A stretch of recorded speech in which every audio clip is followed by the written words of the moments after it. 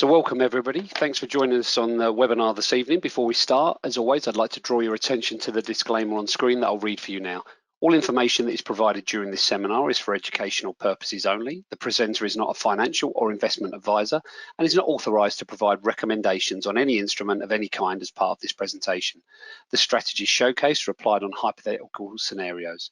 Any instruments that are mentioned throughout are cited only for illustrative and educational purposes. The webinar is not intended to be a personal recommendation and must not be construed as advice from the presenter. Pepperstone doesn't represent that the material provided here is accurate, current or complete, and therefore shouldn't be relied upon as such.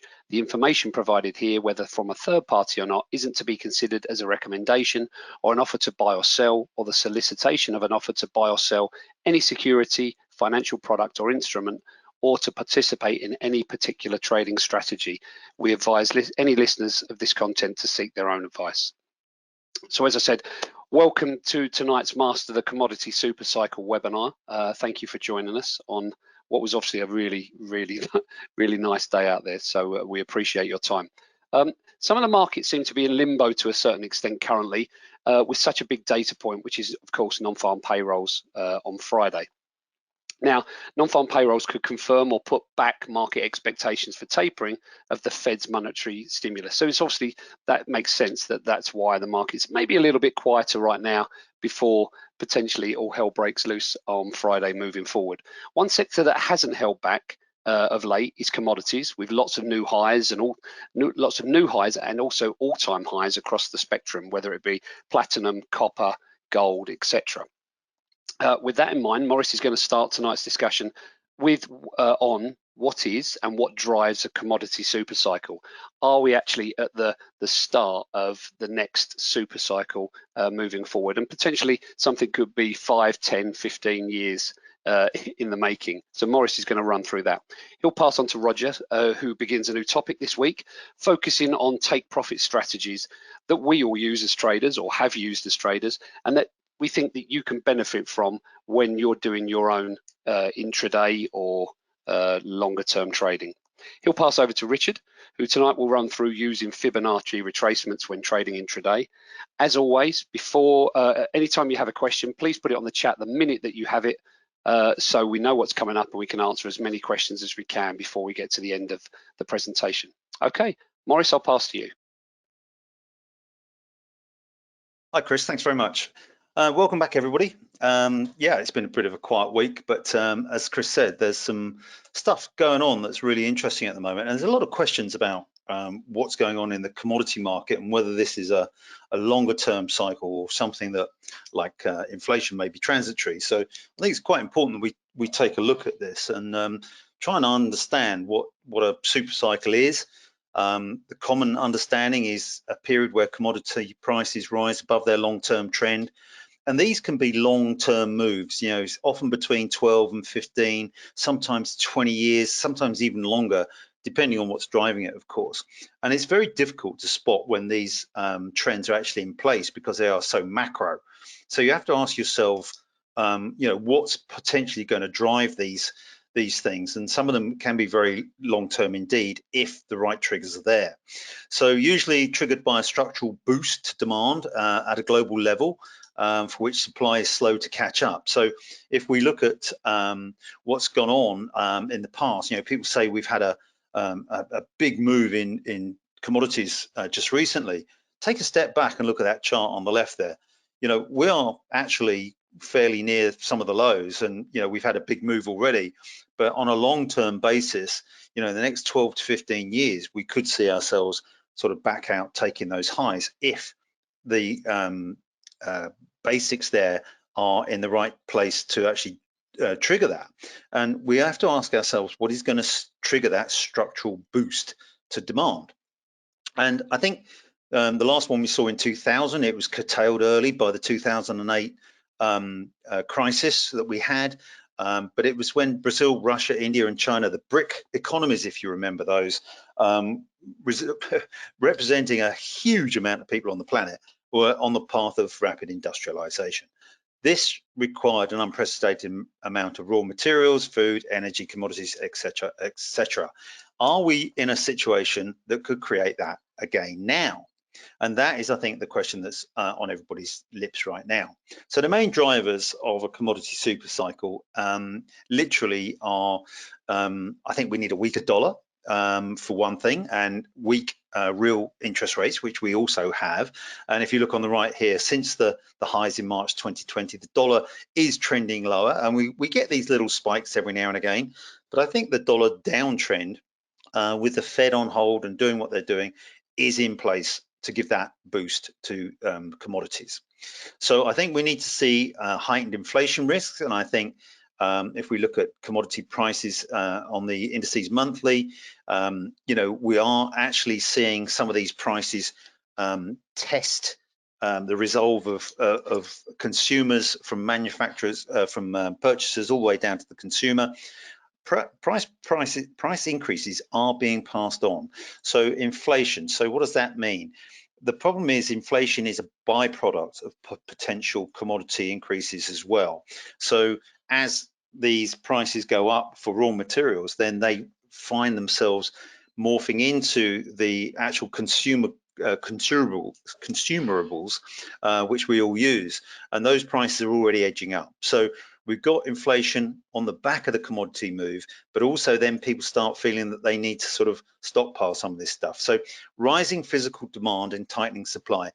What we've got is a situation where we have many mines that do produce the commodities we need in basic raw materials, but they've been wound down over the last 15 years due to a lack of demand. And getting these supplies back up to speed for the demand takes time, and it can take 10 years to sort of get a full-blown copper mine back on stream. So the physical demand in the short term could be tightening supply, and that also suggests a danger of inflation. But it means that people that feel they're going to need these commodities might start stockpiling, which adds to demand because there are fears over supply. And I think that is something that could drive this, and particularly on the basis of who the demand is coming from. So we've got this increased demand for real assets from underweight investors. So I think some of the moves have been speculative. As you can see here, there's an awful lot of food products here that have done extremely well, and that is possibly partly due to weather, partly due to the delivery issues, bottlenecks in supply chains. But also we're seeing obviously iron ore, which is used for steel. We're seeing copper, which is used for electrification of so many things. Oil's been holding some very solid gains as well. Precious metals, they've done okay. I actually think they're lagging slightly. I think silver in particular could do pretty well over the next 2 or 3 years. But all the way from sugar down to nat gas, platinum, wheat, silver, they've all done pretty well. And there is a natural demand for some of these things. But I'm going to come on to what may be driving the bigger demand in a later slide.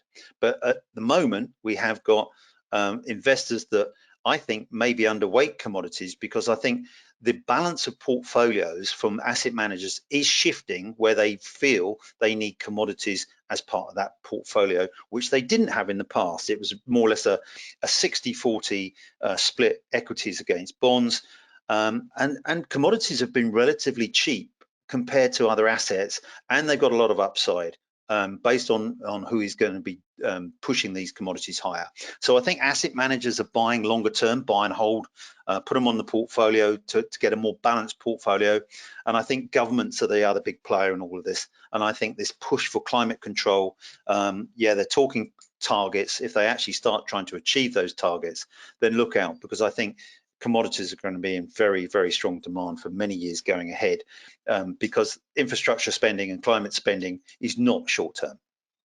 So I think the asset manager is an important one. I think the government buying is also important. And these are basic fundamental platforms for this commodity super cycle to actually start pushing up. So this general cheapness to other asset classes demands asset managers having some of these in their portfolio.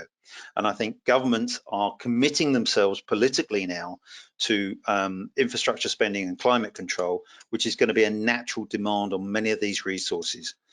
It's not all plain sailing, of course. You know, China has got a problem with some of the speculation that's going on in some of these iron ore products and copper, and really they are clamping down quite hard on some of that. So they've really started pushing on the speculation side of things. But to be honest, I think this is a road bump. This is not, it's nothing more than a speed bump. I think this is something that they do want to cool it off in China. But I think the main driver of this is not going to be purely speculation. I think it's going to be natural demand as we try and decarbonize certain economies and issues like that. And I think that's a far bigger issue than a speculative punt in commodities, which may come and go over the course of the move. So I think longer term, we need to sort of see this as more just a cyclical upswing. And this is driven by fiscal and monetary stimulus, in particular fiscal stimulus. This is government spending. And this government spending, if they are true to their word and they are going to attack climate, as they suggest they may, they're going to A, need a lot of money, and B, a lot of commodities. I mean, to electrify the railways in the US is going to take so much copper. We're going to have to be churning it out, and everybody else is going to want to do the same.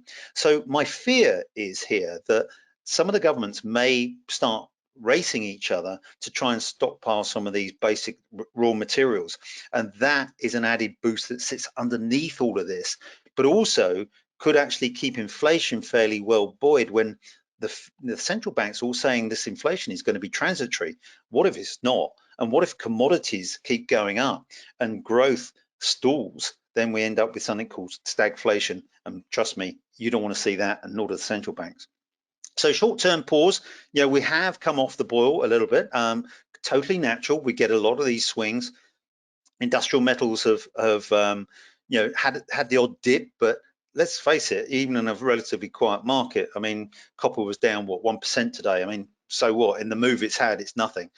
So I think these markets are still attracting on any dip, because I think the players that are buying this stuff are quite large and they're long term.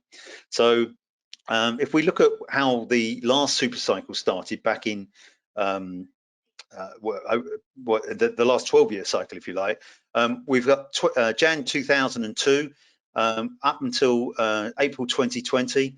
You know, where we are now, it's a steep start, but you can see where we could go to. You know, this push could actually be quite impressive, and I'm not sure that the market is fully equipped to understand what the implications of this are. And I do worry that maybe the central bank models that they use may be struggling to understand the concept of what a massive global stimulus and a chase for climate green credentials could actually do to markets. And I think, you know, we need to be careful with this, because rising commodity markets and a falling dollar have implications everywhere.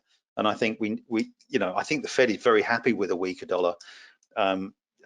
But I think it will underpin, certainly if they stay with rates nearer zero for longer, then I think that undermines the dollar further, and this will be a further support for commodities. But there are a couple of very big long-term buyers that are probably going to continue to add to their portfolios of commodities going forward.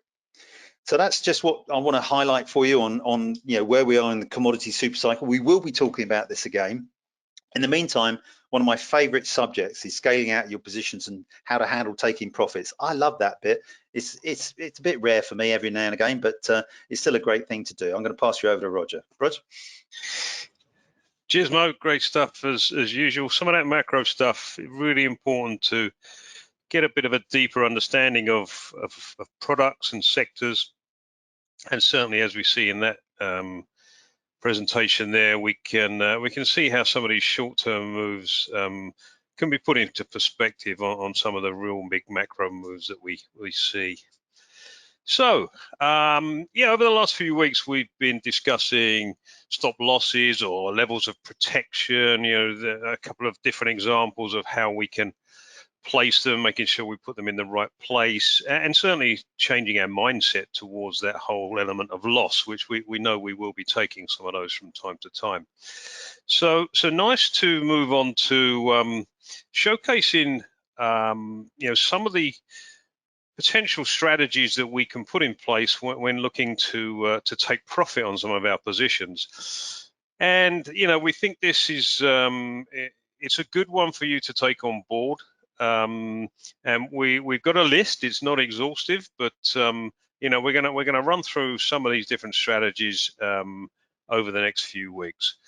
One important thing before we start that is to make sure people really get to grips with the fact that taking profits pretty regularly doesn't break the bank. It's good for the mental well-being, and it's beneficial to us. But one other side of taking profit is if you take profit too quickly, you do run risks that your risk reward within a strategy can actually fall foul over a series of trades. So we just want to run through this quickly so that you really get to understand that when trading and you're setting your goals and you're setting your protection levels, they have a good balance that enables you to be profitable over a series of trades. We're not, none of us should be interested in the one-off trades and sulking or bragging over making or losing money. We're looking for a longer-term period of trading where we can come out the winners over that period of time. And there does need to be some structure to that. So we're looking at setting some parameters, and as we say there, don't follow fixed parameters when you're looking at this. It's a concept you should grasp, but don't try and pin yourselves to a certain ratio or whatever, because that doesn't work, because these markets change all the time. They're influenced by volatility, and some of it will also depend on your own time horizons in terms of your targets for these trades. So look at this as a concept. And I just want to run through the, really some just very, very simple maths. If you run a one-on-one risk reward, i.e. you're prepared to lose £1,000 and your target would make you £1,000, you lose money if you only get 4 out of 10 of your trades right. And if you get 5 out of 10 trades right, you're going to be flat. Now, trust me, 5 out of 10 is not a bad ratio of winners. These are difficult markets. And if you don't get these risk rewards right, you could be working very, very hard over the period of time with 10 trades, and you get 5 out of 10 right, and you're going nowhere. And that's a bit deflating. So, the simple concept that, you should always be looking to make a bit more than you're prepared to lose. It doesn't have to be something you notice right off the bat, although you should certainly be setting your targets a bit higher than where you're prepared to lose money. But we can show you examples of how you can develop this risk reward over the duration of a trade to really get ourselves into a good position. And then there's just simple maths here that, you're flat here if you only get 4 out of 10 right. And as soon as you're hitting that midway 5 out of 10, the markets are starting to work for you. Your trading structure is helping you, and you can get 50% of your trades right and you're in the money. So simple things like that, and obviously the reverse logic, if you're constantly looking to set your stop losses a bit too far away and you're taking your profits a bit too quickly, and in this instance, again, prepared to lose £1,000, that's where you set your protection or your stop loss. But each time it moves in your favor, you're a bit too quick to take profit. You're jumping in there, you're making £660 in this instance. You're back to that straight logic that even if you get 6 out of 10 right here, you're still only flat. So you're putting a lot of work into the marketplace to just be flat. And if we could be conscious of this when we start and when we structure trades, we can make our lives a lot easier. So what we're going to look at now, and we've got a list here of 8 different trading strategies where we're looking to take profit, different styles of trading, and one thing here is, each individual will have its own, his or her own trading style and kind of, mental wherewithal that is reflected in that style. You know, some people, you know, just can't adapt to certain trading styles, and that's fine. You know, just avoid those. They don't suit your personality, and you're going to tie yourselves up in knots. So, you know, as we run through some of these over the next weeks, it will be nice for you to find and, you know, try out some of these strategies and feel which ones you're more comfortable with, which ones work for you, and which ones don't, because it is very, very individual. And then, as ever, you know, the same as we did with the stop loss side of things, we need a keen eye on those charts to help us plan those profits. This is going to help us with some of our risk reward ratios. And as we did when placing some of those stop losses, we need to avoid the herd, move slightly away from those big support and resistance lines, trend lines, etc., Fibonacci's, because we know everybody's going to be there and we want to be a bit smarter than the herd. So, you know, same philosophy comes through there. And if I think in every presentation we put, you have to stay disciplined through all of this. You know, set yourself up, set your stall, know what you're doing, and when it happens, when you need to take profit, and certainly when you need to take your loss and take your medicine in the market, stay disciplined, do it. Don't talk yourself out of these things.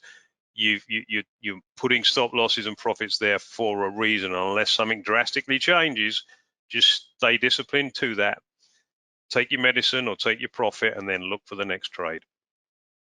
I'm not going to go through that list, you know, too much tonight, but you know, there are different styles here. Some are aggressive, some are a bit more passive, and I think that's nice. And we'll run through those. Some you may be already familiar with, but the first one we're going to do there, scaling out of positions. And I think this is a good one, certainly for retail, because, you know, from what we see, lots and lots of retail people are quite one-dimensional. They're in, they're out for the same amount, and it's just a pattern that they get into. And I'm not saying that's right or wrong, but what we're doing is offering a bit of alternate style here, and there will be subtle nuances to each of these ones that we go through, and hopefully that comes through, and it might, you know, spark something in you that says, you know, actually I like this approach to trading, and you can adopt it a little bit more, and it helps with your success in the market.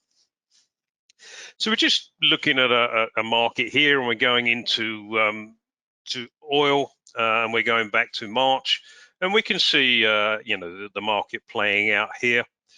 And, you know, we saw the highs on the left-hand side up there on the 9th of March at 68 bucks. And we broke down close to the middle of that chart. And since then, we've traded, you know, the break of 65 there. We've been down to a low of 58. And we've started getting very sideways action, albeit a little bit whippy. But one of the things we noticed there that we like, and we feel it's maybe a trading opportunity. Clearly, we're not just looking at the charts here. We'll also be watching the fundamentals, and we may feel, you know, oil may be a bit soft. There may be an oversupply of oil. The dollar might be strong. Remember, oil is traded against the US dollar, so the dollar may be having a nice little strong tone to it that's stopping oil from rallying. And so we see this nice chart level at 62, and we feel there's maybe an opportunity to sell up against that resistance level and get a short trade on board. What we like about that, as we've said before when setting our stop losses, is we know where the resistance level is. We know if it breaks and breaks properly, albeit there can be false breaks. We've got a clearly defined stop loss and protection level there. And that enables us to be a bit more comfortable in maybe throwing a little bit more leverage into our position, because we got that tight stop loss, and it's clearly defined. If we break, we break. We don't want to be involved in this trade anymore. Thank you very much. Move on. So we can be in this situation. We've got our protection up there where we can put a short trade on. And again, not being greedy as we move up towards that 62. We don't want to follow the herd and put our offer in at $62. We get ourselves short at 61.50. And we're going to go for £10 per point. That's the maximum we want to lose. We have got a bit of leverage in this. You know, we may be fairly high on our scale as we spoke about that risk barometer, but we know we've got that clear defined stop loss up there. So if I go short of £10 a point at 61.50, my maximum risk exposure is between my entry level and my stop loss up there at 62.50, and that sits at £1,000 loss. So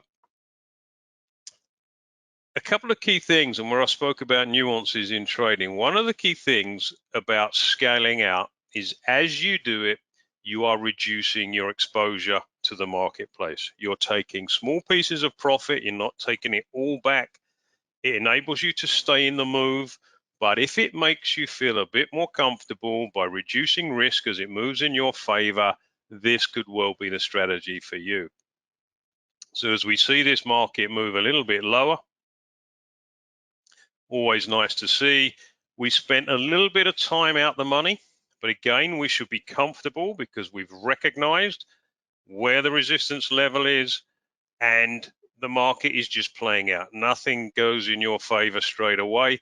But what you should be feeling is a bit of control because you've got nice structure to this trade.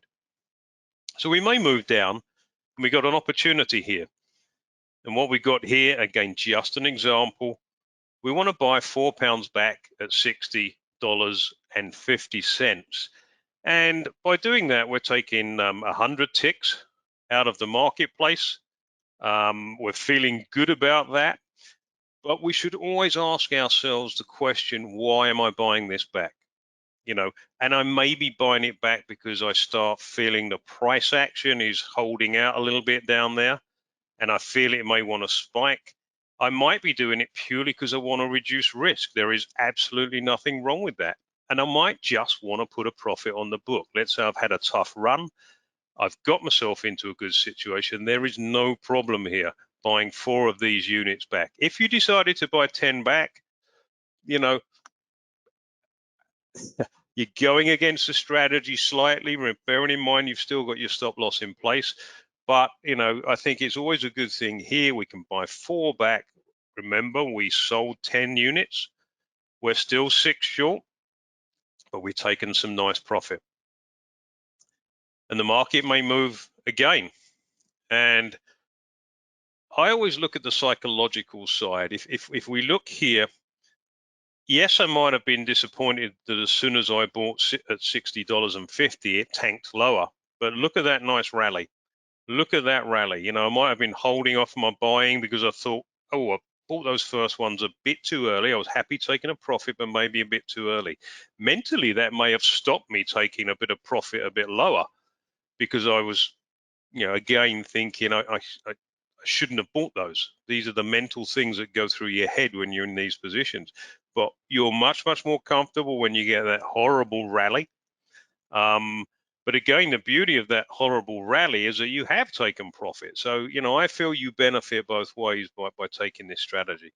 And then what happens is it comes back, it comes nicely in your favor. And again, you're probably getting into buying mode because mentally you think what happened before. And you think, you know, we had a nasty rally, you know, maybe this is a bit more two-way than I thought.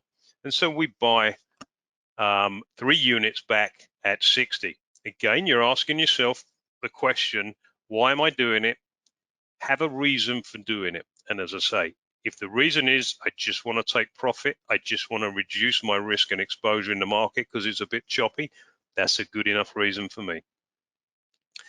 So now we've reduced our risk, we've taken 2 lots of profit, and hey what, the market's moved in our favor again. We've scaled out now for the 3rd time. We buy the final 3 units back at 58.50. We've now bought our 10 units back at an average of 59.75. And if we work that through, we've made a profit of 1,750. I'll take that. You know, we've recognized a good trade here. We've been possibly cautious. You know, some will say, well, I could have held on because it never went through my stop loss and bought them all back at 58.50 or fractionally lower. I fully understand that, and that's why we say there are nuances to this trade. If you were the person that felt better knowing you locked in some of that profit, this could be for you. If you were the type of person or trader that had buyer's regret as soon as you bought each tranche, then maybe there's a different style for you, and hopefully we can find that over the next few weeks. But something different here, and you know, hopefully it may resonate with a few of you out there. On the last slide here, I just want to go through why I think there are some positivities around this as well when you look at the actual risk management of it. And if we go into that situation where you sell at 61.50, you've got your protection there, the market moves, you buy them back at 60.50, you buy 4 of those units back, you're reducing your risk in the market, your exposure in the market, and by definition, your maximum loss. You've also taken a profit, all healthy there. You go again, the market moves up and down, you decide to buy 3 more units at 60, you've locked in another 150 points on those 3 units. That's another 450 pounds in the bank to add to the 400 originally. And again, the positivity around the fact that you've reduced your exposure to the market, and the remaining risk you have, you only have a 300 pound loss. That puts you in a fantastic position. As the market plays out here, you have those choices. When it goes down to that 58.50, you can buy. You may feel there's some momentum in the market and you may not buy at that level. You may want to hold off. You may want to see if the market breaks through that 58 support. Who knows? But you have choices now, because you know that even if it goes wrong, your maximum loss on that final tranche is 300 pounds. So as we see there on the bottom two, you know, your final trade, if it is a stop loss out, you've locked in 400 and 450, you're taking a 300 pound hit. Even if the market here has broken that resistance that you were trading against, you've turned this into a 550 pound profit. If you'd have run this trade, you'd have been stopped out in the end. So you see the advantages of some scaling out.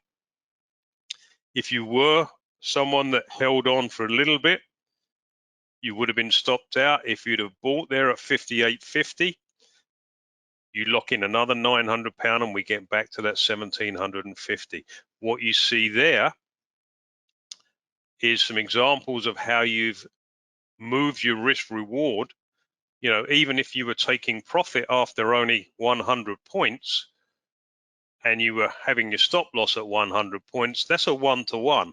But actually you're trying to structure this whole thing and you end up putting this into a 1 to 1.75 risk reward if you've taken your profit.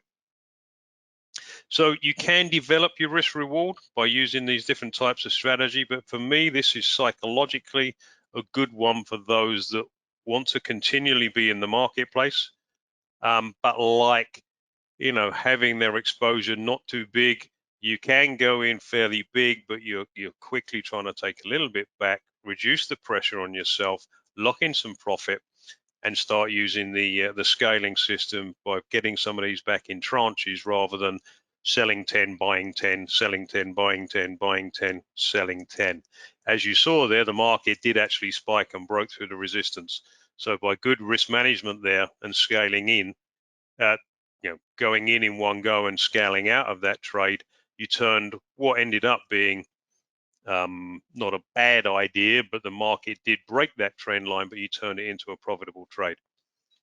So week one, you know, it's never a bad thing to talk about taking profit, and we'll try another one next week as well.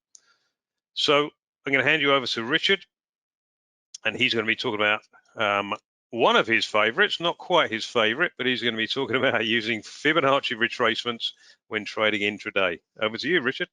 Great, thanks very much, Rog. Always good to hear about and talk about taking profits, and some very insightful thoughts of how we can approach that. Good evening, everybody. Hope you're enjoying the current lovely weather. Tonight, I want to expand on the approaches that I look at for trading on an intraday perspective. And I want to expand on some of the indicators that we've looked at by now covering Fibonacci retracements from an intraday perspective, and how we can use and should use them to gauge where we're correct within a particular trade idea, where we're wrong, and where we can actually look to use Fibonacci's in timing our trades and highlighting perhaps where we could start to take some profits in terms of scaling in the way that Roger was just discussing. So basically, just starting first with a recap of Fibonacci retracements, because I have sort of spoken about them before, but basically, Fibonacci was a 12th century mathematician who developed the Fibonacci sequence. Now, the sequence was supposedly based around the breeding habits of rabbits, but basically each number within the sequence is the sum of the two previous numbers. So 1 + 1 is 2, 1 + 2 is 3, 2 + 3 is 5, 5 + 3 is 8, so on and so forth into infinity. And that gives us the Fibonacci sequence. Now, some traders will actually quote these numbers, so these round numbers of actual Fibonacci numbers, as being a support and resistance points within price activity. I must admit, I haven't really found that that's a particularly useful approach to using Fibonacci, and I prefer to use them to actually gauge where retracement levels are, either within an up or a downtrend, to highlight support and resistance and potential failure points that we can either use to establish new positions or to look to take profits and just sort of revert to more balanced themes, if you like, to see what happens around this resistance level. Now, from the sequence, we obtain ratios that basically arrive and give us the percentages of 38% and 62%. Now, the 62% retracement, or the 61.8 ratio, which is just rounded up. So, but basically, I just round these. So 38 is actually 38.2%. That's rounded down to 38%. And 61.8 is the most important Fibonacci number, which is just rounded up to 62%, just to give us an easier description of these levels. So basically, 38% and 62% are the set retracements that we use within price activity. Now, no matter what charting system you use, there will be a vast array of percentage retracements evident and available for you to use. Now, these are not Fibonacci retracements. The only two significant Fibonacci retracement levels are the 38% and the more significant and important 62%. These are the ones that you should focus on, no others. Not even the 50% is an actual Fibonacci retracement, but this has become accepted because it's obviously half the move, it's the midpoint of a particular move that is used within price activity. And this is why you'll often find that 3 retracement levels are quoted, but the 50% is really just a gauge of half of the original move and is not actually a Fibonacci retracement itself. So to use Fibonacci's, we take a significant high and a significant low within price action, and we draw these percentage retracements on price action. And this highlights where we can expect support and resistance levels as prices correct or recover within the ongoing move. So let's take a look at that in sort of closer detail. We'll look at the daily chart of the dollar-yen and look at the Fibonacci retracements within this price activity. Now, we need to take a significant high and a significant low. Well, within this chart, it's pretty obvious where the significant extremes are. We have the low that was established in January 2021 and the recent high that we established towards the end of March. Now, as the market continues to make new highs, so we break above the previous, what we've classed as a significant high, we have to recalculate the Fibonacci retracements.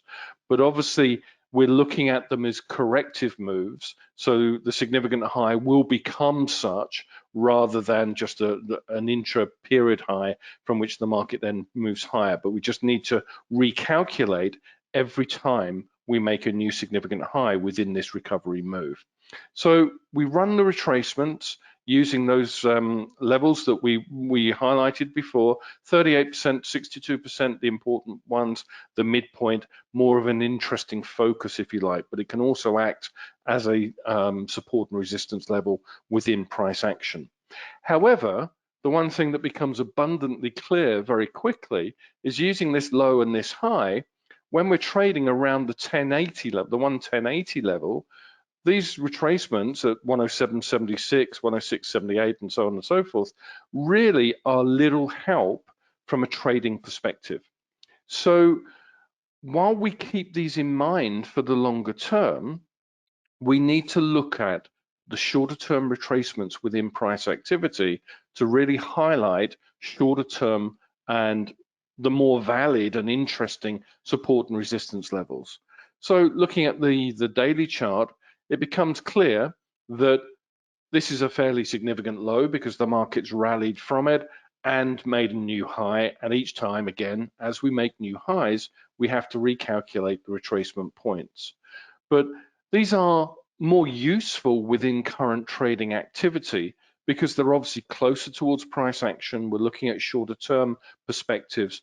And if we see a sell-off, then it's this area that we're looking at as the first support rather than the levels down below, sort of below 108 towards 107.70 or whatever the 38% retracement level was. So we can highlight more important and shorter term levels to monitor. Now, any correction from these overextended conditions, the first support focus using Fibonacci retracements is the 38% level. So 109.98 is the first support point. So if we've seen the market rally sharply, then we would use this as the first support area, the natural correction point for the market to move into before we start to see a re-establishment of positive themes. So in other words, it's this area that if we're looking to, rather than chase strength, we're looking to use weakness as a buying opportunity, we can focus on 109.98 as a better area to which to buy the market and to look for development of positive themes. So this 109.98 just above that point, because obviously as Roger's stressed on a consistent basis, you need to just give it a little bit of space. Everyone may be looking to buy at this level, so you can move, you want to be there slightly earlier. So you'll be above sort of 110 with your bid to try and take advantage of this move. However, as the market sells off, we start to see each level in terms of the retracement points being broken. And any longs that were established within this setback with stops, say, below the midpoint, or if you want to give it a little bit further, a little bit more space below the 62% level, would have been stopped out within that particular price action. And this can be an issue with Fibonacci retracements because you're trying to pick the bottom. Now, it's always very difficult within market price action when we're seeing a sell-off to actually say, well, this is the absolute level. Fibonacci's just give us a focus. They do work and you will consistently see the retracements hold, but we need to be aware that we're trying to pick the bottom and we need to really see confirmation of a hold and a re-establishment of positive themes. So it doesn't put us off sort of buying this setback as an opportunity to get long, but we need to, again, be very evident of needing to place a stop level, and this would be below either the midpoint or the 62% point. But the 62% level is the most important Fibonacci retracement. If we start to see that give way, then the risks are for a more extended sell-off. But this is also where we can use intraday charts for intraday trading activity and can come into play. So if we look at the 4-hour chart of the dollar-yen chart, so basically we're looking at that latest recovery move. So we're looking at from this low to this high. on a 4-hourly basis on an intraday perspective. And the sell-off to the 38% retracements level is viewed as a buying opportunity. So we've established that we're bullish on the market. We've seen a consistent move higher. We've got a little bit overextended. We don't want to chase the market, but rather use it as a buying opportunity at lower levels to establish long positions. So we're using that 38% retracement, the 109.98 area, as the focus for the first support and a possible buy area, with stops below 109.69, the midpoint. But we need to see, and this is an important factor, we need to see confirmation of upside resumption. And so we can now run the retracements off this sell-off. So we're looking at these as being resistance levels. And if we're looking at a smash and grab trade, it may well be that we're looking to take profits against the 38% level. But again, to really give us outright confirmation that upside is resuming, we would need to see the breaks above the 62% level, the 110.58 region, as a trigger for that acceleration and continuation of that longer term positive trend. So even we've brought the market into this sell-off, into this setback to the 38% level, just above that point. So the resistance levels that we're looking at are initially 110.36 and then 110.58, which is the important level. It's this point that I would need to see broken fairly quickly to see a re-establishment of positive themes and to really sort of give me confidence in continuing to hold the long position. So the upside develops from this 38% retracement level. We break above the 38% retracement of the sell-off. So again, we're starting to see more confidence. However, what actually happens is that we rally further towards the 62% retracement, this important level that we need to see broken to trigger further strength, and we reject. And we don't actually see a 4-hourly close above 110.36. Now, this is important because this type of price activity isn't what I would expect within an ongoing bullish trend. So in other words, we've had confidence within the bullish trend to buy into weakness, but we need to see a payback for that confidence, and that would be a break above 110.58, but we haven't even been able to break above that, but even close above 110.36.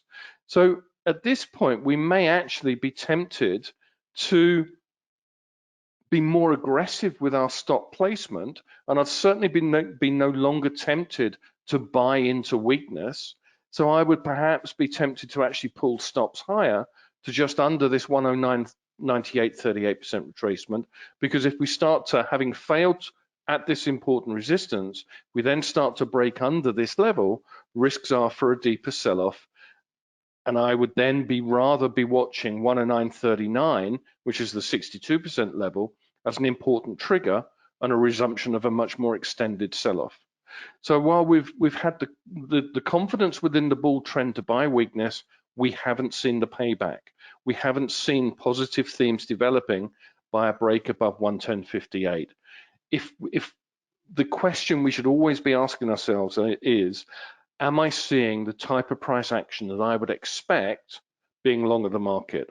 And having failed to break above this 62% retracement, that puts me on the back foot. That makes me think, well, perhaps I need to sort of not be so confident in this upside move, and then just to pull stops higher to just under this 38% retracement level. Because if that starts to give way, then the risk is we could see a more extended sell-off. And we actually developed that theme, and continued weakness sees breaks below the 109.39, 62% retracement, and that exposes downside back towards the last recovery point from which the market rallied, and we ran the retracement levels off. But again, we can continue to draw the retracements off this sell-off to see if the market is re-establishing more positive themes. So the red retracement levels are off the entire sell-off.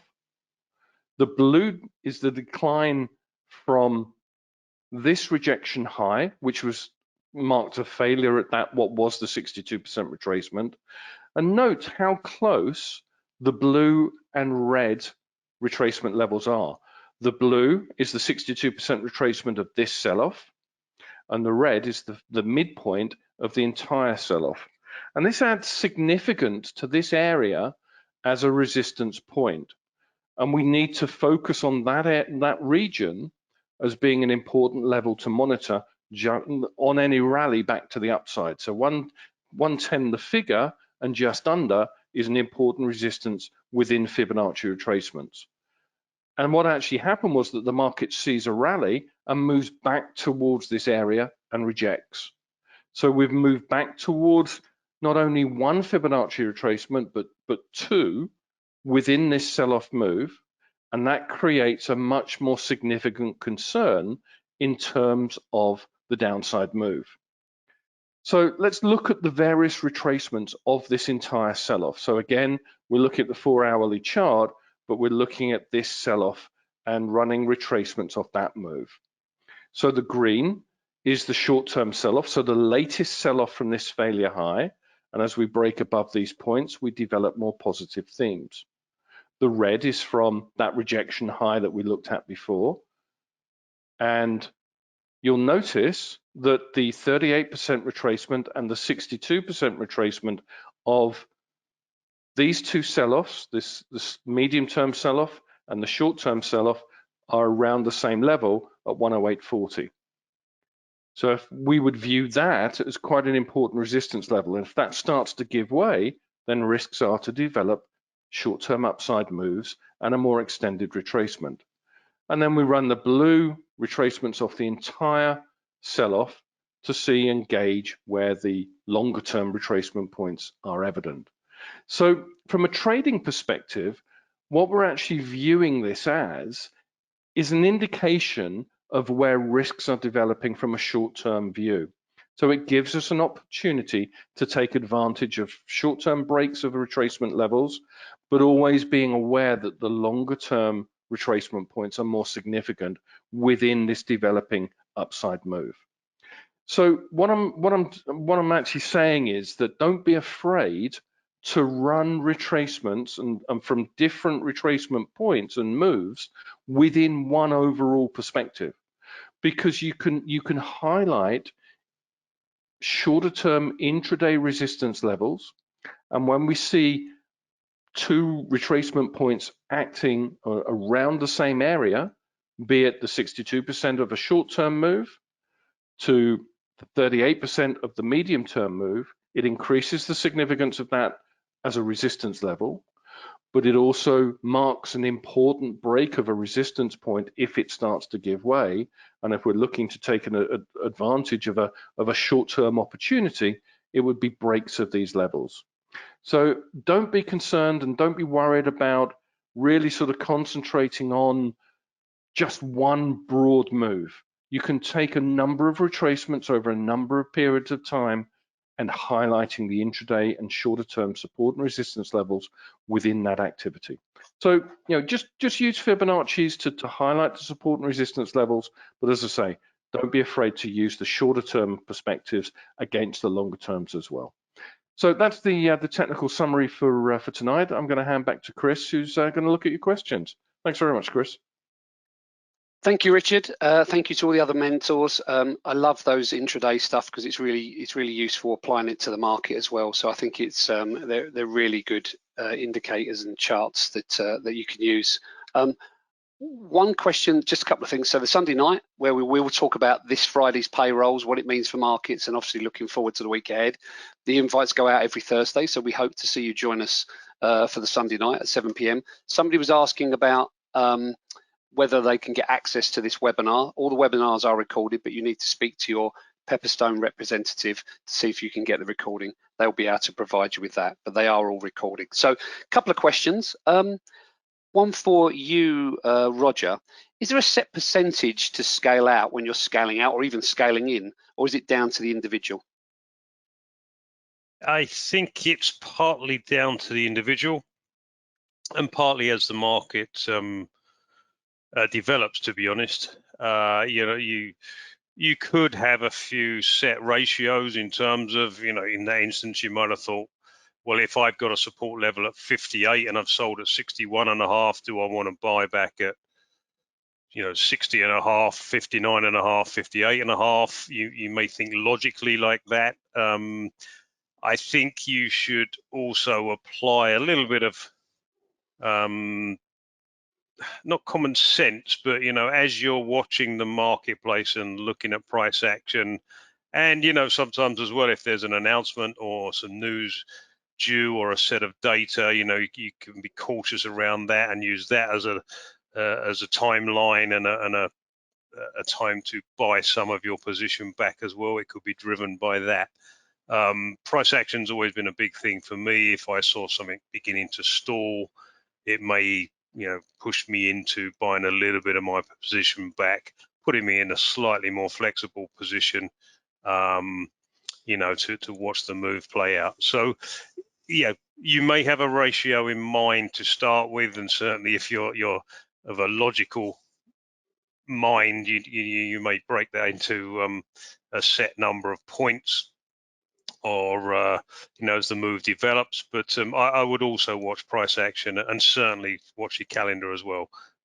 Sometimes the calendar is a good opportunity to take a little bit of your position back. Great, thank you very much. One for you, Maurice. When you're talking about super cycles and you were talking about asset managers now adding commodities to their portfolio, do they buy commodities, but do they also buy the shares as well in like miners and things like that? Yes, I mean, that's quite true. I mean, basically they'll have a portfolio that sort of covers quite a lot of them. Depending on their mandates, some may not be allowed to buy the actual commodities themselves, but because most of them are futures based, they should be allowed to. But what they will do certainly is to raise the relative weightings for some of the let's say commodity companies or the mining companies, which means we should see things like the FTSE do relatively well because there's stuff full of them. But also, I think many of them would actually start buying commodities on a, it would probably have to be on an exchange. I don't think they'd be buying raw materials as such. Certainly don't want to take delivery. But I think, I think that it'd be a balance of that. So they'd have it through the actual assets, so the mining companies and people like that. But also, I think they'd have some of the actual commodities on there as well. And so would that, in that sense, would it benefit? Is that why you see things like this FTSE going up, which obviously are heavily weighted towards miners and things like that? Yeah, I mean, the only trouble with the FTSE, it's got a lot of energy, oil companies in it as well, and they've been taking a bit of a knock, and also, a higher pound because most of the commodities are derived in or based in dollars. A higher sterling sort of weighs on the FTSE slightly, but I think that's right, and I think we could see an outperformance going forward for exchanges that are sort of dominated by these kind of companies. Okay, great. There's been some stories about central banks buying gold. Has that been something that's been pushing up the price, do you think, up towards this 1900 and just above $1,900?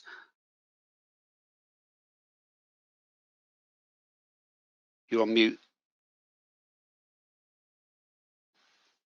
Yeah, sorry. I think you're right. I think some of these central banks do want a more balanced portfolio as well as everybody else in their reserves. So I think there is certainly. I think China bought some gold. We're hearing that some of the other central banks have been in there buying again, and I think that has helped it. I think it's quite a speculative market as well, which has helped. The technicals all look pretty strong, as I'm sure Richard would tell you.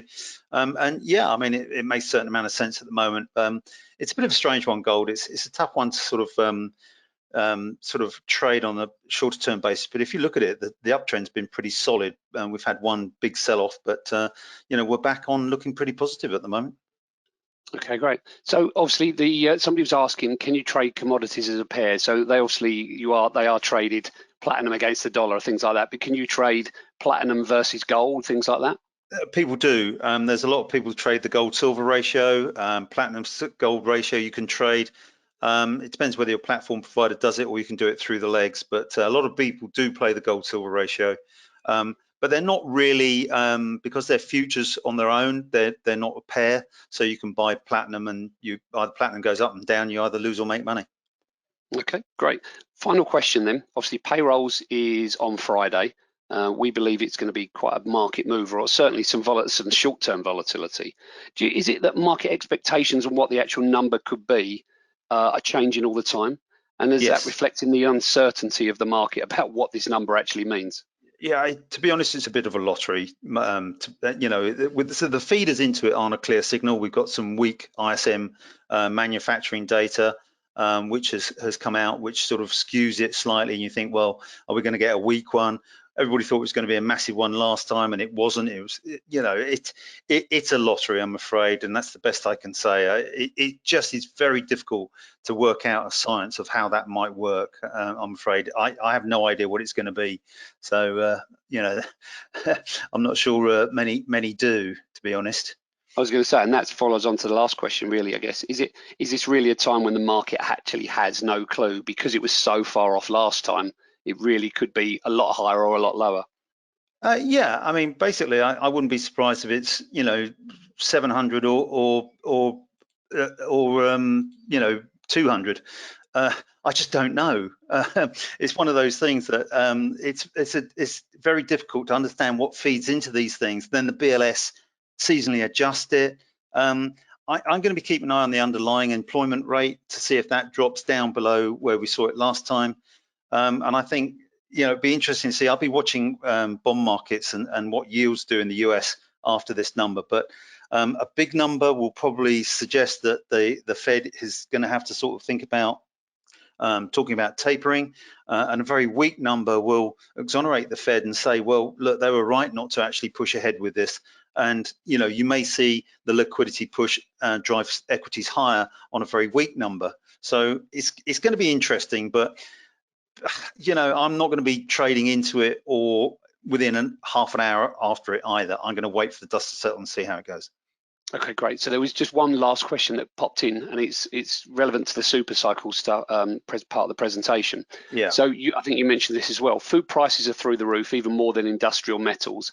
Any views on that as part of the super cycle? You know, you mentioned that the super cycle for metals maybe 15, 20 years. Is that a similar thing for agriculture as well?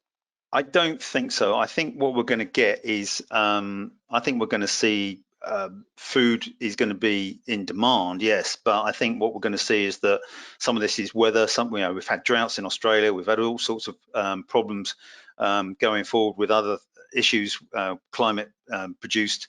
So yeah, there's a danger of it, but I think the food bit could stabilize slightly. But when is the question, and I'm just not sure exactly when that's going to be. So I think the basic resources, the raw materials, the industrial metals and the rest of it are going to do very well because of climate. You need iron ore, you need steel, you need copper, you need platinum, you need palladium, you need stuff for cars as well. The way we're moving to EVs, all of these things are going to be in demand. And I think food, the concern I have with food inflation is how it hits the poor and destabilize societies, particularly in places like America and some of the poorer nations. There is a big wealth gap there already. Higher food prices are a bit of a nightmare. Social unrest can spring from that.